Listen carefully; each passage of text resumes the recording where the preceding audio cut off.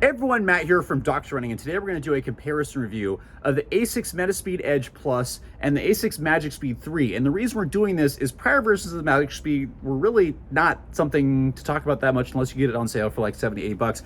But version 3 has made such huge strides forwards that honestly there's a lot of similarities between this and the Edge Plus that I thought are worth talking about, especially the fact that this is 250, this is 160, and I'm hoping this review helps you if you like Asics shoes and you're trying to decide between these two, which one might fit you a little bit better. So let's get into specs first to talk about what the differences are. The Edge Plus comes in at 7.4 ounces for men's size 9, women's size 10.5, because it does have unisex sizing. The Magic Speed comes in at 7.8 ounces for men's size 9, 6.6 ounces women's size 8. And I'm going to be honest with all of you that when I actually weigh these in my size 10, this comes in at 7.5 ounces for men's size 10. This comes in at 7.6 ounces for men's size 10. So I think those specs actually might be much lighter, just FYI. Stack height measurements, Edge Plus comes in at 39 in the heel, 31 in the forefoot for an 8mm drop. The Magic Speed comes in at 36 in the heel, 29 in the forefoot for a 7mm drop. So very similar drops, somewhat similar stack heights,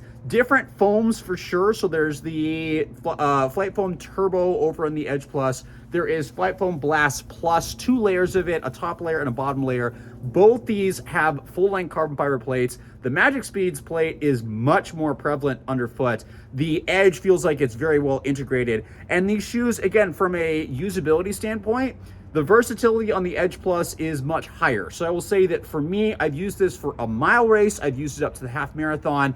Some people are going to do really well for the full marathon. I personally would use different shoes, but it's still a really great ride. The foam is very responsive underfoot. The plate is really well integrated. I feel like I can do a large variety of paces in this, where the Magic Speed really feels like a shorty distance racer. The plate is super aggressive. Doing easy runs does not feel comfortable in this shoe, but once I get to like tempo and faster efforts, it feels a lot better. I've been very surprised how fast I've run in this shoe, and it's probably because it is so stiff. Now, again, you've got this really nice, resilient, responsive Flight Foam Turbo over here. The Flight Foam Blast Plus feels a little bit softer, but then again, feels much stiffer when you combine it with the carbon plate. So very smooth ride that handles a variety of paces really well. The Magic Speed feels very stiff, but still surprisingly cushioned underfoot. So two, again, different rides. And I think if I was going to go run if I wanted a 5K shoe that's a little cheaper, the Magic Speed 3 might be better. But if you want more versatility for a bunch of races, the Edge Plus might be a little bit better. Fit-wise, they're also different. They might look similar in fit, but the different types of mesh uppers change things. The Edge Plus, this really nice mesh upper, fits true to size for me, and it does feel snug, but then you forget about it. It adapts to your foot really well, and I really enjoyed it.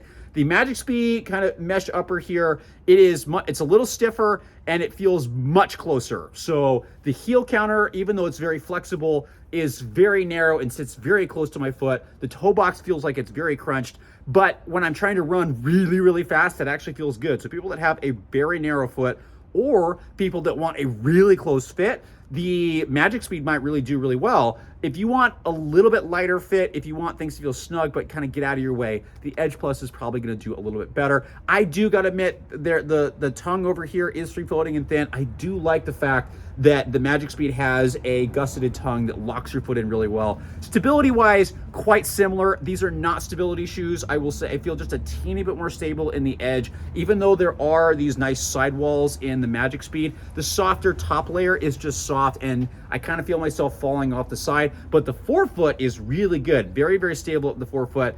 Edge Plus is very neutral, not a huge stability shoe. Neither one of these are stable, but again, just a little bit less just because of the soft ride. So if you want a little bit softer ride, but much stiffer over here, the Magic Speed 3 is going to work really, really well for you. If you want a super foam and a plate and just a smooth ride for a variety of distances and going up even higher up to marathon, the Magic Speed Plus is probably going to do better for you. But I'm really enjoying both, and I also got to say, both these are extremely durable. So this is my right side on the Edge Plus, but it's doing really, really well.